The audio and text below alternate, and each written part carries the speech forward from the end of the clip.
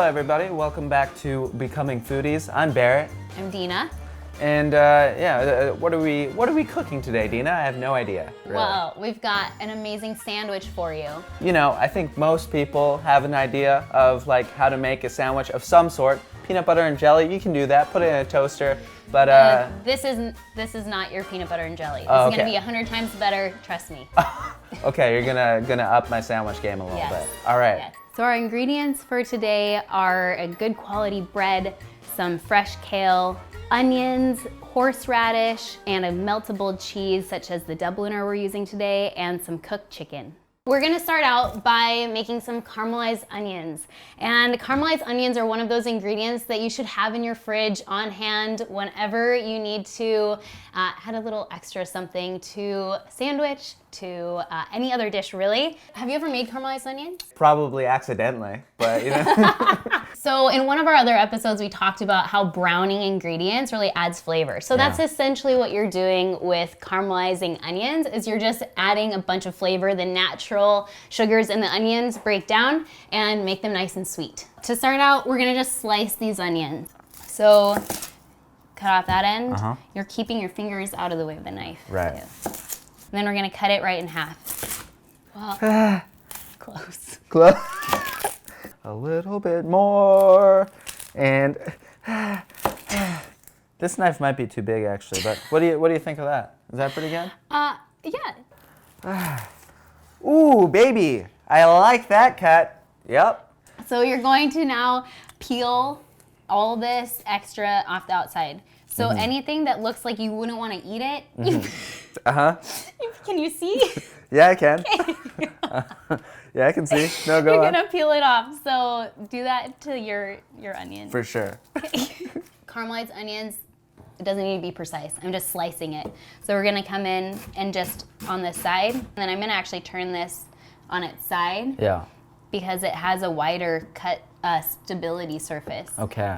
And then I'm just cutting it all the way to the end. A little slow, okay, Dana? I'm learning, all right? I would never. Don't laugh at me. I'm gonna do this really fast now. No, Oh, don't do it really fast. No, just do it at your own pace. I added some oil to the pan, and we're just gonna let this heat up now. So I'm gonna let you tell me when it's ready to add the onions. Excuse me?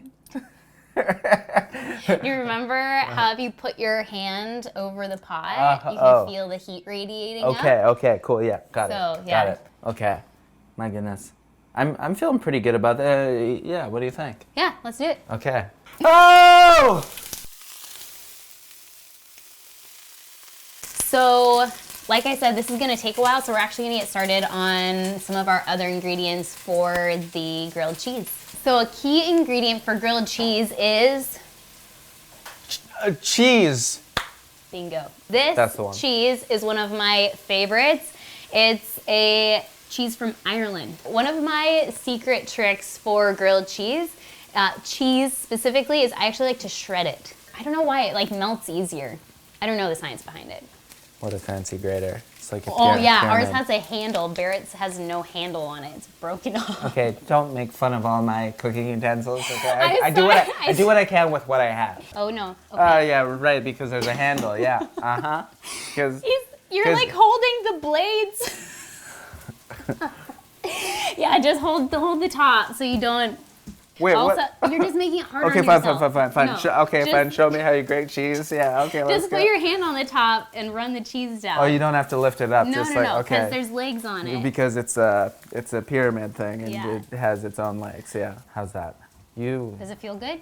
I mean, does it feel like it's easy to shred? Yeah, it feels good out there. We're gonna just get all of our ingredients prepped for the sandwich. Give the onions another stir. Barrett, tell me how they're looking. I don't really know how it's supposed to look.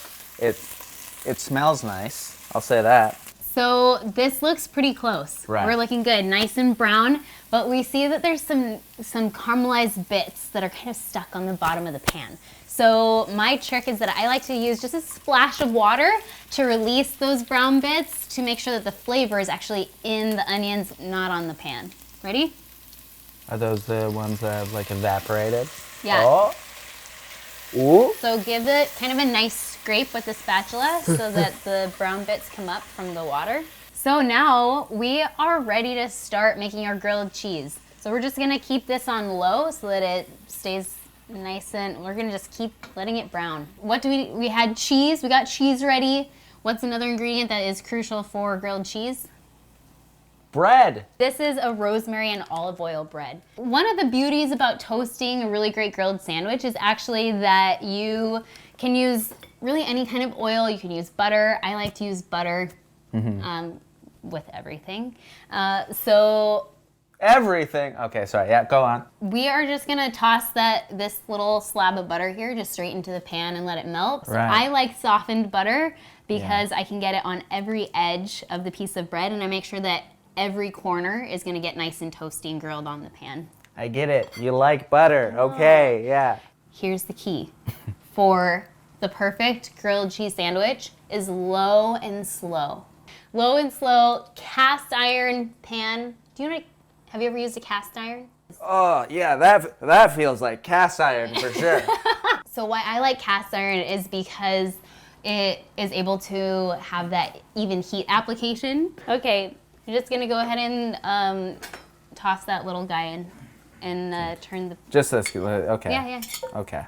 So this is gonna start melting, and as it does, we're gonna just put this bread right in. So I just like to, because it's not hot yet, I can pick it up with my hands, and I'm making sure that there's butter on every corner of that slice. So now that this butter is melted, we're actually gonna remember my motto for good grilled cheese.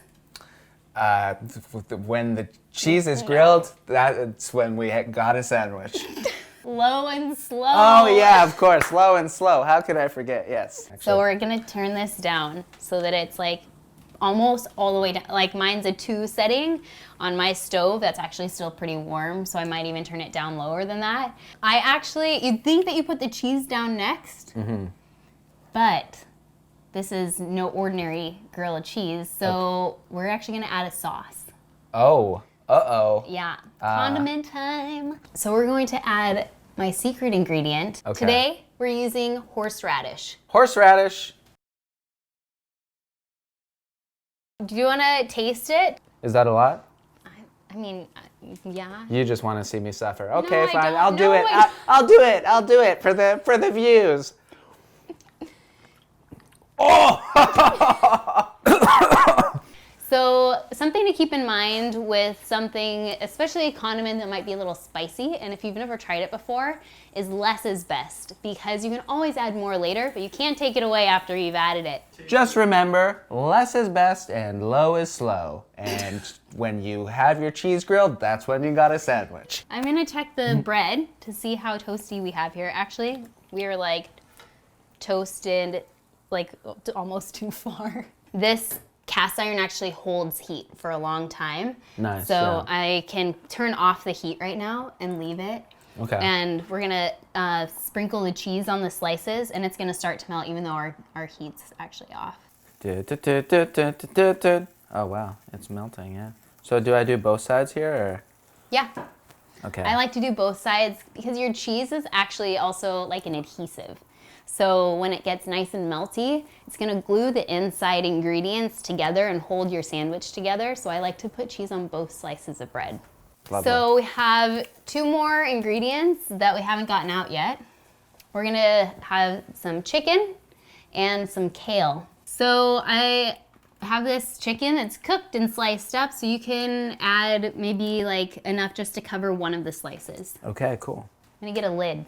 And this is going to essentially steam the ingredients. So it's actually gonna help melt the cheese and warm up the chicken.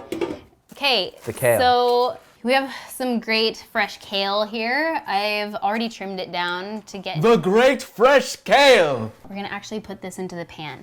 Okay. So we're gonna almost like make it into like a kale chip, kind of a crispy Ooh, yes, situation. yes. I like that.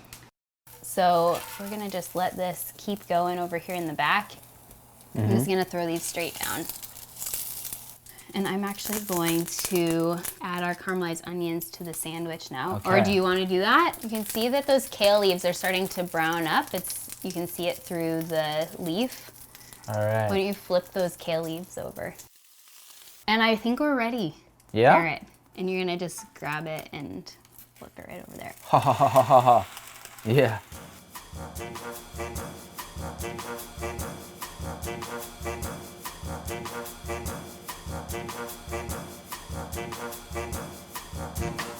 Okay. Go ahead, dig in. Oh my goodness. So much crunch.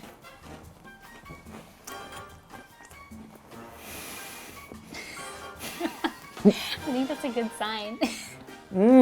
My first bite was like super crunchy, but then I tasted each of those like ingredients, like kind of like popping in after. It's like horseradish, chicken, cheese, and there's like different textures for each ingredient as well. Yeah. And anyways, this is like the perfect balance of texture and flavor. My goodness, Dina. Amazing. She's done it again! And now we're just gonna get the ketchup out of the fridge, and that's gonna make it so much better even. I'm just kidding. It definitely doesn't need ketchup. So I've just shown Barrett some really simple steps to make a pretty simple sandwich into an exquisite meal. And you can do the same at home with these easy trade-offs and skills that you're able to now impress nearly everyone with your cooking at home. So we'll see you next time. See you guys next time. Okay.